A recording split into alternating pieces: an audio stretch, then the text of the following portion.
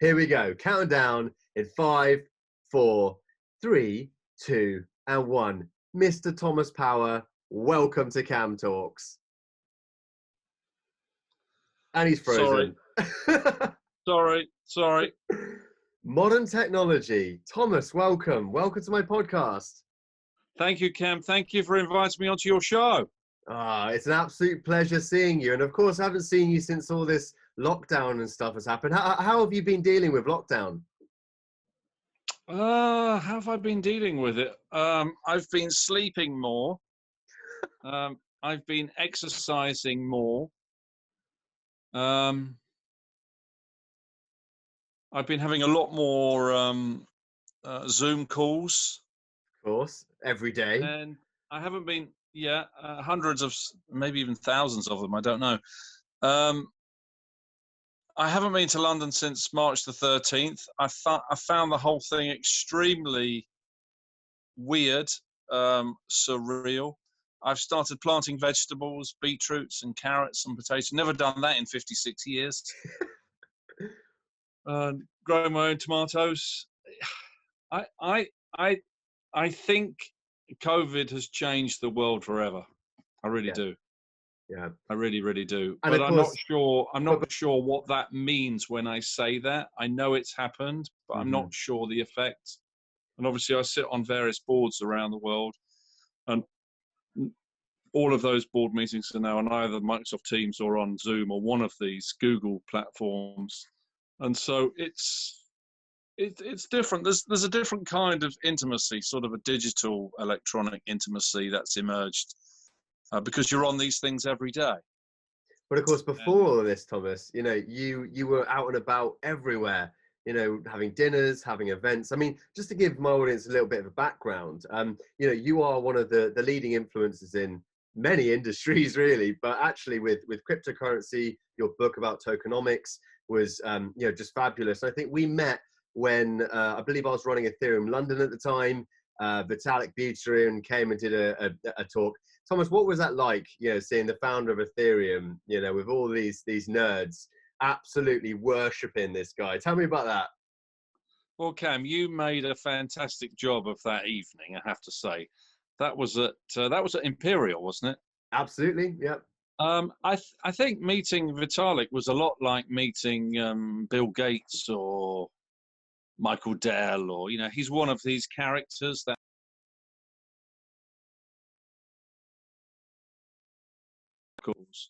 he's one of these characters that fits into the superstar status of technology. It was a fantasy. I mean, he's a super nerd. It was quite he's surreal, really wasn't it? It was quite surreal, to see. It was surreal, but it was like Mick Jagger walked through the crowd. It was like it was like rock and roll. It was the 1960s. It was geek 60s. It was weird nerd. I was particularly worried because I thought like this guy must require security or something, and he just rolled up, just walked straight in. And you got all these like hundreds of people waiting to touch the guy. I think the clever thing that he's managed to do is he's managed to hide in plain sight. And whilst he might be a token billionaire, if you like, I think he's managing it as well as a young man could or a young person could. I think it's a pain in the arse being famous. It's nice to be anonymous. Of course. And so I think he does a good job, and I think you the fact that you know him and you can organise events at Imperial, I think that's what I think is your genius. Well, I mean, it obviously it's not all me, but in the 12 months that I was running Ethereum London, I felt like a bit of an imposter.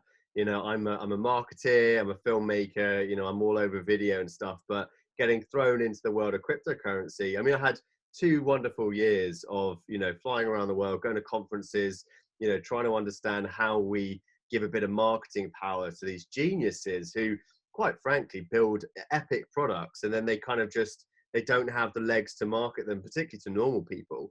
And this is the thing. It's like, I was really passionate about trying to simplify crypto to people like my parents and all that kind of stuff.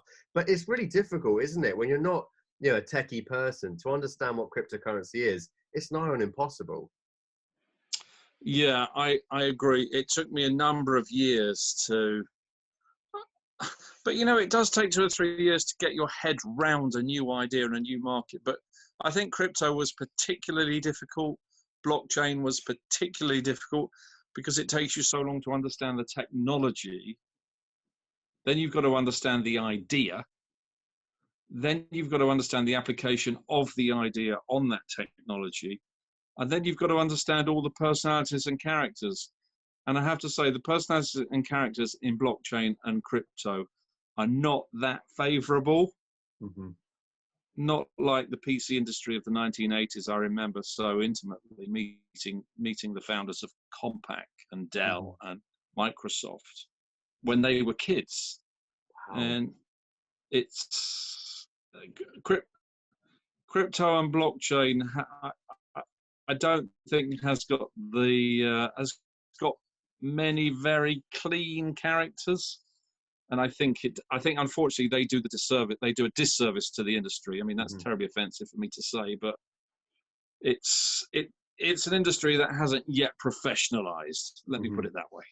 Well, of course, I'm trying to say that as politely as possible. I don't think there's ever been a quicker creation of wealth, or a larger creation of wealth than those at the beginning of Bitcoin, Ethereum, all of these, you know, cryptocurrencies. It's like one day they're paying themselves in these little, you know, Bitcoin things, and, you know, buying all sorts of stuff on the dark web, whatever it was, and then one day suddenly, boom, and suddenly, you know, so much wealth was created to a lot of people that, quite frankly, never really wanted the money in the first place.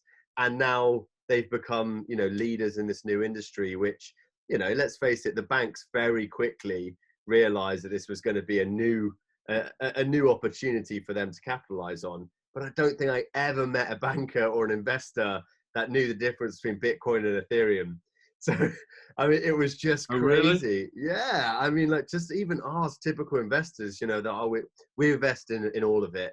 You know, well, what is the difference between Bitcoin and Ethereum? It's like, you know, it's an asset, you know, you buy it. And of course, a lot of my friends invest into Ethereum when I started working, you know, in the Ethereum community. And they're going, but Cam, Bitcoin's just gone up like this. And I'm like, yeah, but you have to understand that the technology underneath Ethereum is got so many more opportunities, in my view, than Bitcoin ever could. But I mean, you may have a different opinion on that, Tom, because I mean, is Ethereum always going to be a very low price but a very great network? And is Bitcoin always going to just be this incredibly dark side of the world where drug dealers no longer have to deal in cash? You know, it just seems like this is such a complicated world that, you know, my own parents took a risk and they said, here you go, Cam, here's some money to go and invest in cryptocurrency. And of course, within a month, they're like, Cam, it's tanked. And I'm like, guys, don't look at the charts, you know, because that is one of the worst things you can do, is just keep looking at this chart going up and down and never knowing what causes it to go up and down. I think your banker guy you talked about, who didn't really understand the difference between the two, he's got a point when he says it's just an asset. I think when you're an investor and you're looking after capital for clients, Bitcoin and Ethereum are as boring as gold and buying an ETF. People want an average return on their capital, and the fund should include these things. But it shouldn't be a case of it's the be all and end all. And I think Bitcoin and Ethereum and many of the other tokens in that top 10 got caught in that super hype. The Binance coin, you know, the BNB, and I think it went up so fast you knew it had to come down. And now it's in a confused state of muddle. And I thought COVID would be a good boost for it, but it's done nothing really, relatively speaking, nothing. So I think the bankers have got a point that Bitcoin, Ethereum, et al. Tokens are just another asset. And in terms of the amount of wealth created, the statement you made about the amount of money created, if you look at the period between 1980 and 1990, I would say there was more wealth created then in the PC hardware and PC software industry than there was in that crypto period. More sustained capital over a longer period. It was an incredible decade, and I think people always say, but the 1990s, the dot-com boom bust, but I don't think I've ever seen anything like the 1980s in terms of the creation of new codes and new wealth that sustained all the companies in the 90s, the 2000s, the 2010s. What were you doing in the 1980s, Thomas? Because I mean, obviously, we'll come on to Ecademy, but like as a young man in his youth, where were you? Well, I was working for Alan Sugar. Whoa! No way. So I was pre-apprentice, pre all that. Well, the TV show Apprentice was 2004. I was there in 1986. So that's how I got the opportunity to meet the founders at Compaq, the founders at Microsoft, Michael Dell. I had a great time with back then, and still chat to him now on Twitter. I really think it was a magical period, the 1980s, the birth of the PC, the software, Lotus, Microsoft, Borland, VisiCalc, SuperCalc, Computer Associates, Ashton Tate. I mean, the companies and the products back then. To me, I was part of that generation PC hardware and software. So really, that's the foundation of my knowledge. I'd done a marketing diploma and a finance diploma. I didn't really understand the balance sheet in those days like I did in the last 20 years. But that first 10 years, the 1980s, I think, were my rock and roll. But how did you even find out about opportunities back then, Thomas? Because you are, for all intents and purposes, a super connector these days. You are all about digital. How the hell did you do this when, I mean, I'm guessing you had a big phone, right? And then you dial a number and you'd hope the other person was next to their phone. I mean, no emails. No emails. No, you didn't have any emails. I mean, you had you had your Vauxhall Astra, you had a phone, and you had to go to every conference. You had to go to every conference and every event and every seminar and every dinner and every breakfast and every lunch. There was no Google, there was no LinkedIn, there was no, you had to go to everything. So you were constantly at events and constantly on the telephone. Wow. There was no other way. And I met great friends in the 1980s. I still chat to them in the 2020s. So you don't ever lose those networks over 40 years because you built these networks with basically a telephone, yellow pages, and a list of events. That was the only way you did it. I mean, relatively speaking, I think people have it easy now and still don't use it properly, because networks are where you get all your ideas. Networks are where you get all your referrals. Networks are where you learn where the opportunities are, whether that's as a supplier or as a customer or as an investor or even as an employee, as a recruit. Networks are magical. And I've spent my life building networks as a result in all industries. But I could land in any city in the world and build a network within a month on any subject with any group of people, because I understand how networks of people work. But what is the key to network building? Because I think that particularly my generation has been fascinated by having millions of followers. Doesn't matter if I know them or not, just numbers game. Whereas actually that never pays off. Yeah, I've never really understood the follower thing, because I only understand meeting people and connecting people. In answer to your question, what makes the networks work? It's really about connecting expertise. It's listening to what your expertise is, whether it be podcasting, whether it be crypto, whether it be fintech, listening to your expertise, finding out what it is, finding out what the biggest project you're working on right now. And then when you hear the connection of the expertise and the project connecting you to someone who's working on something similar. And so good networkers, good connectors are matchmakers, and they listen for keywords and make matches. And that's all I've done for 40 years. And I think it's very, very easy. If you're very, very good at listening and you hear the keywords and then you can make the matches, you'll be a fabulous connector. As a result, you can end up with networks in New York, in San Francisco, Chicago, Singapore. My networks are all over the world, in any city in the world. But you've got to listen with a view to making a connection. A lot of people listen to speak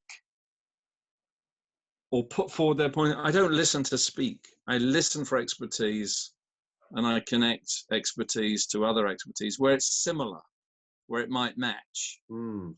I like what you say about listening, Tom, because I mean, it seems like on social media these days, you know, with our busy scrolling habits and everything like that, everything's so accessible. You know, I can type in I need a coder, and I can find hundreds and hundreds of coders. But of course, back in the 80s, I mean, you were working with Penny Ecademy, building this. Was it a tech company? Well, it wasn't the 1980s, Cam. It was 1998. Oh, 1998. So we're now moving forward a few years. But you still had to use Yellow Pages, was right? Was it a tech company? Yeah, I would say it was a tech company.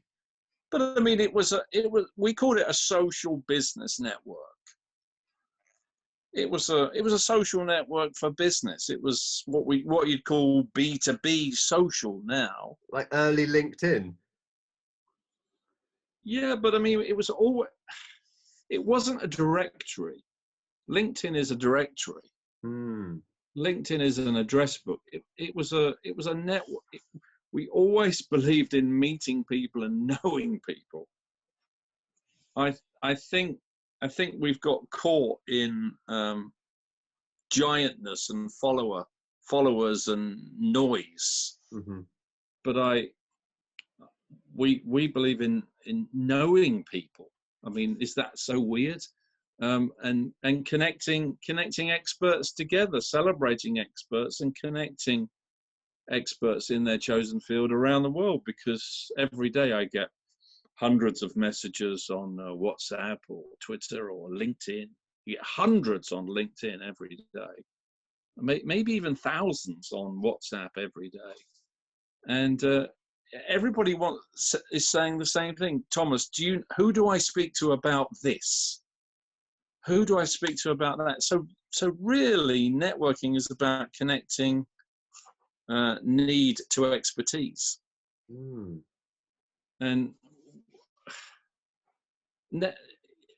you get your profile in a network, you get your referrals in a network by how much you give to it. And the more you give, the longer you'll live. It physically affects your health and well-being. And I've given so many connections and connected so many people on so many topics worldwide that's affecting my biological health. And so I'm much more interested in the connection than the transaction. The transaction is up to the people who have been connected, whether they want to share information or share money, invest in one another, be the customer, be the supplier. What matters is people are matched. And we've even had half a dozen weddings as well. You know, we've connected people who've got married. It's not just business. But we've never been a dating matchmaking couple, but plenty of people we've connected have got married. Plenty, at least half a dozen. And that's not bad over 40 years. That's pretty good. I feel like either there's a side hustle there, or in fact, it's just a very lovely thing. I mean, you spoke about the key thing you picked up on it listening. The key thing, I call it LAS, listening as a service. The key thing is listening for the keywords. When human beings use the same keywords, when they use the same sentences, when they use the same keywords and sentences in the same order, they're probably going to get on. So it's very easy for me to say, oh, Cam might match with Chris, or Chris might match with Penny, because they use the same words in the same order. And so it's much more about, networking is much more about listening than it is about presenting any information. But of course, And Thomas, so this title of super connector that I get is all my skill is the listening for the key words, recognizing the key words. Cam said this, Susan said the same word, they said it in the same order, they speak in a similar way, they're likely to get on. There's no guarantee of that. mm-hmm. But when people use words, you know, a lot of people now say the phrase, it is what it is, or to be fair, or 100%, or that boy's on fire, or that girl's on fire, or they use all these phrases. And I listen for all the phrases, or they interrupt their and their with like we went to this bar, like I met this person, like I went to this, and all of these words have entered the language, and I listen ever so carefully to words and think, oh, so those words are used by Nat, and that's words used by Thomas. So perhaps those two people. And in business, when you have lots of buzzwords, IoT, AI, blockchain, climate change, SaaS, BAS, FAS, NAS, IaaS, all these phrases, and people throw them out so quickly as if you're supposed to be an expert in all of them. It's easy to listen for them and think, oh, so those three, Andy matches with, so, oh, Elizabeth matches with, and so being a super connector is actually really about being a super listener. I love it. And tell me, is this something that you and Penny both share? Are you both just as social as each other, or is one of you a little bit less? Or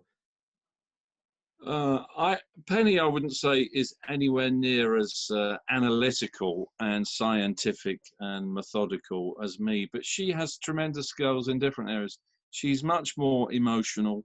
She can sit and listen to a person, ask a few questions, and she knows exactly how that person is feeling and thinking without doing any of my anal keyword analysis techniques. She just knows. So I like the people, the numbers, the systems, the method, the keywords, the lookup tables, the scientific, the analysis. She doesn't. That leaves her cold.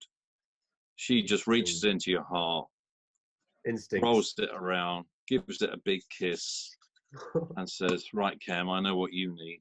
And boom, she makes the connection. So she's doing the same thing, but she's doing it a different way. And Thomas, you know, you met, was it, am I correct in saying you got married in 1990? When was it that you met Penny? Where? Well, I met her at a conference, of course, because I was at endless conferences. I met her in 1988, and it took me, because we had no email or mobile phones, it took me 9 months to get a date. I had to send personal letters and postcards to her office, asking and asking and asking for a date, and she just kept turning me down. Every phone call I was rejected, every letter was rejected, every postcard was rejected. You know, you get used to rejection if you're in sales, so you know, I'm not afraid of rejection. That's a permanent thing in life. But eventually, I met her at another conference. And I struck. This is my last chance. I said, I'm coming in. This is my last chance. Can I get my date? And she said, all right. Then I give you one day for persistence. One chance. So you know, I only needed one evening with her, and I closed that sale. I love it, and a successful marriage. I mean, this is incredible because you've been in business with the person you love. I mean, how hard is that to separate the business and the marriage? I wouldn't say it was. How hard is it? Because some couples would never dream of it.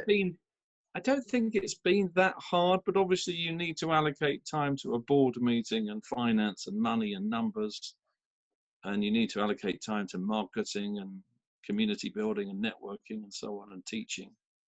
and you need to allocate time to family and children, and you need to allocate time to love and love making and romance. So you have to organize your thoughts and your life and your agenda. You have to be organized. Both of us are very organized, and you have to carry each other. Sometimes she carries me, sometimes I carry her. Sometimes we carry the kids, sometimes the kids carry us. Sometimes you carry the network, sometimes the network carries you. I think you have to, after 30 years, you figure it out. I wouldn't say I was an expert, but when you get married, you make a commitment to that ideal. And so if you can't make it work, it must be your problem. And we work hard on making it work. It's very inspirational, Thomas, because obviously, since knowing you, I've really enjoyed. Obviously, you've connected me with a lot of people, which is incredible. But so many people know about you and Penny and your children, who are all just such wonderful, wonderful people. And probably the only positive force in my timeline these days is when I get to see you and your family actually having family time. It's very strange, in a world where everyone wants to show their achievements, to see during lockdown the multiple hiking trips that you and the family have been on. It's just so lovely and loving to see you as a unit. So I'm guessing that the kids have got a lot of their norms and values from you and Penny. But what is the difference between your kids and obviously you guys being the parents? How do you think that the kids have kind of grown up with you in their lives? Oh, Cam, you have to ask them that question, because effectively they've been networking since they were 4 or 5 years old. They've been to thousands of events, literally in dozens of countries, meeting everyone we know. So you'd have to interview the three of them and ask them that. But I would say, I think the downside of social media is Penny and I don't like anything hypey or flash. We're not into flash hotels or flash cars or boats or planes or flash lifestyle. We're just not into flash. I just don't like. We've consumed all these things, but we do like ordinariness, and I think social media has got caught up in hype. You were talking about followers, the way people have their faces done or their makeup done, or present this image, or rent a Ferrari to say, you can be like me in my big house. And I don't think any of that is real. And no. We've tried to teach the kids that you want to be reachable and touchable, but you've got to manage that. And so you have to have groups and clubs and dinners and subscriptions and events, and things have got to be paid for in order to make these things work. But do you think that do you think true authenticity is a little bit in opposition of business? Because it almost seems like, to be really honest about the things that you're struggling with online is somewhat not working with you, particularly if you're trying to raise money and if you're trying to sell products. To be your true self online, I think, is quite difficult. I don't know about you, but I've struggled to actually come to terms with the fact that I'm not always okay, and so just to have something online that suggests that I'm okay or suggests that I'm winning, it can get a little bit disheartening. And I've shut off social media for 6 months at a time, only to go back on it and realize why I wasn't on it in the first place. And it almost feels like, because of editorial and sort of magazines always make the best or unrealistic things look like reality. So it's not a surprise that when social media came along, we all wanted the best headshots, we all wanted to put our best foot forwards, but that's not sustainable. And I do feel like, particularly my generation, and obviously with your kids as well, it's going to take people to be very honest and bold, exactly like your kids are like, on social media, in order for people like me to feel comfortable coming out and talking about real issues.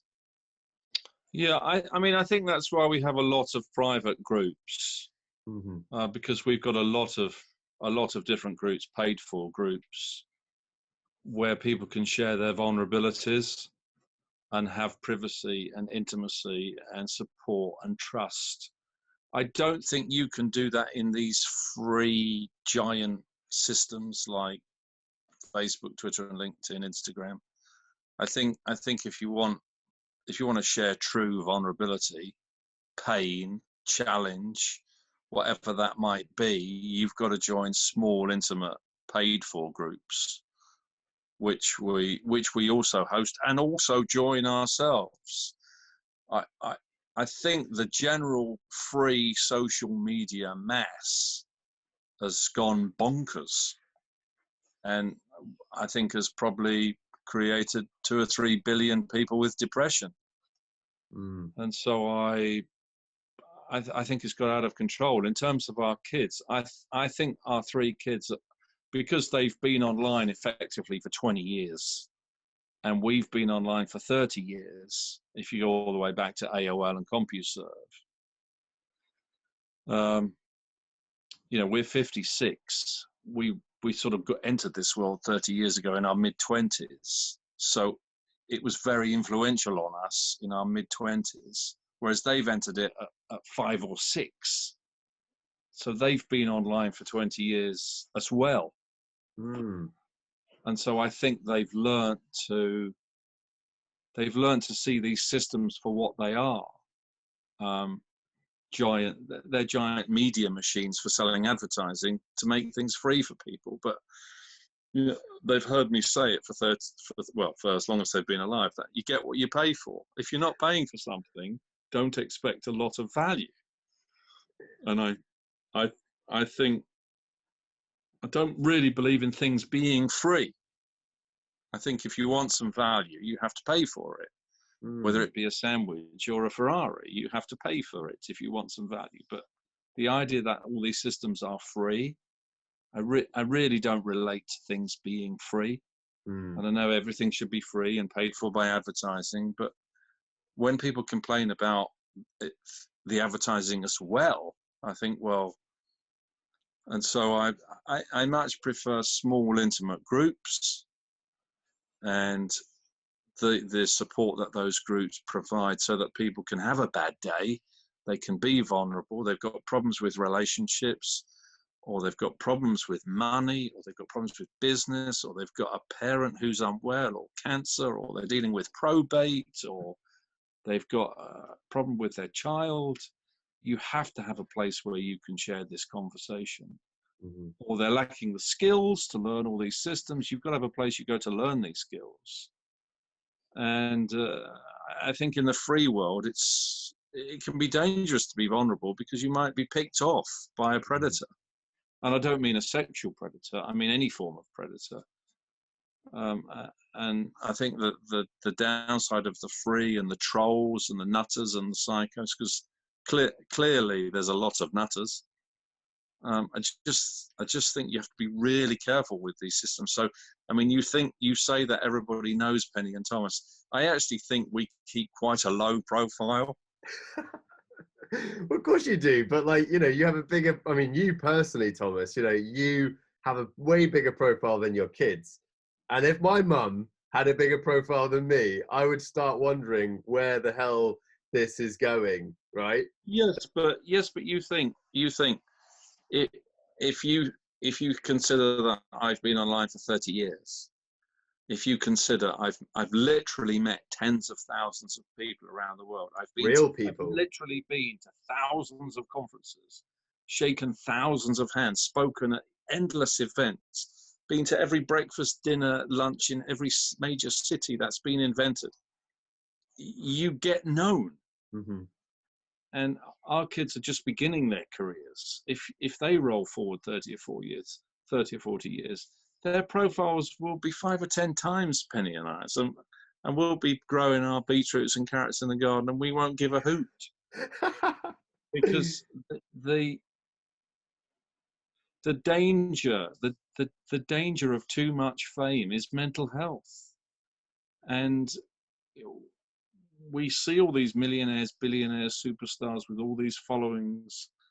And yet when you dig under the covers of these people, we do see there are quite a few things wrong. I won't mention any names, but you can see it all the time with superstars, that there are issues with alcohol, there are issues with marijuana, there are issues with bipolar, there are issues with depression, there are issues with suicidal thoughts. That it's not all upside being at the top of these systems with huge followings and having that need for that dopamine fix. And so I do think we've unleashed something that we're a little bit like the virus that we can't now control. And it's something we don't yet know how to manage. Mm. And do you think that, obviously being in lockdown, it must have affected so many people's social skills? I mean, I went to my first barbecue the other day. I didn't know what to say. I felt a little bit anxious, kind of wanted to go home. And this is the weird thing. It's like, you know, if you're spending so much time now online and scrolling and on Zoom calls and stuff like this, you know, actually getting out there and seeing the real world and being with real people. I mean, we've almost gone backwards now, to the point where, you know, if we can't push people out of the houses, push people back into, you know, the parks and the restaurants and the bars and the conferences, the many conferences that we're missing out on, I mean, we're just going to become, you know, trapped in our own ecosystem of what we believe is important.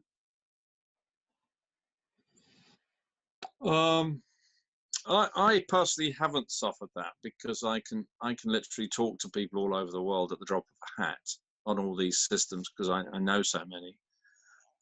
I've actually quite enjoyed not getting on a plane, not driving the car, not getting on a train, doing more cycling, more walking, more gardening. I've actually quite enjoyed that. And having the board meetings, I don't really mind on Zoom or Teams. I've sort of got used to that. But yeah, in answer to your question, I think the lockdown will have done a lot of damage, because you can't rely on social media for your mental health. You've got to be able to manage your mind without social media. Mm. And I think the people who are in control of their sleep and their diet and avoiding any recreational drugs, let me say that, you have control of their body and their mind, will be all right. But you know, we've heard of many tragedies as a result of lockdown, and I think on the one hand, it's shown us that the technology can be incredibly powerful at making people more productive. But we've also seen that our cities and our transportation system are potentially at risk. Mm-hmm. Where people don't ever come back. And we could have accidentally devastated our global economy. For the people in the technology in the cloud, wonderful for all of them. But not everyone is in the cloud and the technology company. Mm-hmm. So I think we've done a lot of damage to the economy, but we've probably done more damage to our mental health than we realize. Mm. And I think if you're not used to this world that I've grown up in for 30 years, you know, it would be different if I didn't know you, Cam. The fact that we've known each other, had a drink, had a coffee, had a piece of cake makes a difference when we do this, because we've had physical intimacy. I think if you don't have any, then you're right. There's harm. But I'm not a psychologist or a psychiatrist. You know, I'm a good old PC salesman from the 1980s who builds groups. I love that. Well, look, Thomas, let's. I'm not an expert. I'm not an expert, but I do think a new world has been created. Cam, I've got another call at 5, so I want to make sure I get the answers to any questions that Yeah. Let me just ask you about masterminds. tell me, Thomas, what is a mastermind and why should we be interested in joining one? Okay, so a mastermind is a group of 12, typically entrepreneurs, small business owners, solo entrepreneurs, who want to get together online, on Zoom, but ideally face-to-face in a room, and talk through their business issues. It could be branding, it could be R&D, it could be inventing a new product, it could be how you do your sales funnel, it could be how you do your podcast, it could be how you do your sales, it could be who you hire, it could be working out your cash flow, it could be raising capital, but there's 1,000 issues in business. And the power of masterminds and small intimate groups, because Penny and I both believe that business is personal, very personal. And when people say, oh, it's nothing personal, it's just business, that's the antithesis of what we believe. We believe business is very personal. You spend a third of your life in business. So a third of your life, spend a third of your life in your bed. You probably spend a third of your life eating and traveling, and the rest of the third you spend in business. So we believe that mastermind groups, really created by Napoleon Hill in Think and Grow Rich, his book from 1937, are support networks for people to build their businesses. And that's why we run so many of these groups. Well, look, you run a lot of groups personally, and of course I'm very privileged to be part of some of those groups. Only the ones that I need to be part of, right? I mean, well, can anyone set up a mastermind? Is there a place? Can I find masterminds? I mean, how would I get involved in one if I didn't know where to start? Well, you could apply to join one of ours at pennypower.co.uk/mastermind, or there are many you could join. You have to find one that matches the profile of the kind of talent that you want around you. And you can find them in any city in the world, but they're basically small, intimate support groups for entrepreneurs to get a lift. And I think the reason why people buy into them is because they want to raise their game. And you don't realize how much you're missing until you sit in a room with 11 other people and go, oh, I didn't know that. Oh, I didn't know that. Oh, I didn't know that. Oh, I didn't know that. I never thought of that. I could think about doing that. And you get the peer-to-peer support. And it's not just about the ideas, it's about people listening to you as well. And I think they're magical environments. But if you want, anyone can put in mastermind groups into YouTube and just watch Napoleon Hill himself talk about them 80 years ago and see the magic of mastermind, little intimate support groups where you can really celebrate experts, and experts can celebrate their expertise with their peers. Well, there you go, Mr. Thomas Power, an expert in communication, an expert in many, many fields, but also a good friend, someone that I genuinely look up to and do hope one day I can be as what's the word? I don't know. I wouldn't say emotionally wealthy. I think like I want emotional wealth. I want lots and lots of people to come to my funeral one day. Not saying that you're anywhere near your funeral, Thomas, but I know it's going to be packed. You're gonna have to bid off. I don't know about that. The front row seats are going to be. You're gonna have to pre-sale. As soon as we get an idea, you're going into an OAP's home. The tickets go on sale now. Thomas, thank you so much. I do think you use those words, Cam, emotional wealth. Penny always says emotional wealth leads to financial wealth. A lot of people create financial wealth and then try and buy emotional wealth. Emotional wealth is your relationships with other human beings, and it's not a product that's for sale. You can only do it by building community and supporting networks. It's the only way it can be done, I think. And thank you for noticing it. Ah, you're inspiration, mate. You really are. Listen, we could chat all day long, but I know that obviously, you've got so many people who all want your attention. And so thank you very much for coming on and chatting to me. Thank you for inviting me onto your show, Cam, and keep trucking the podcast Cam Show.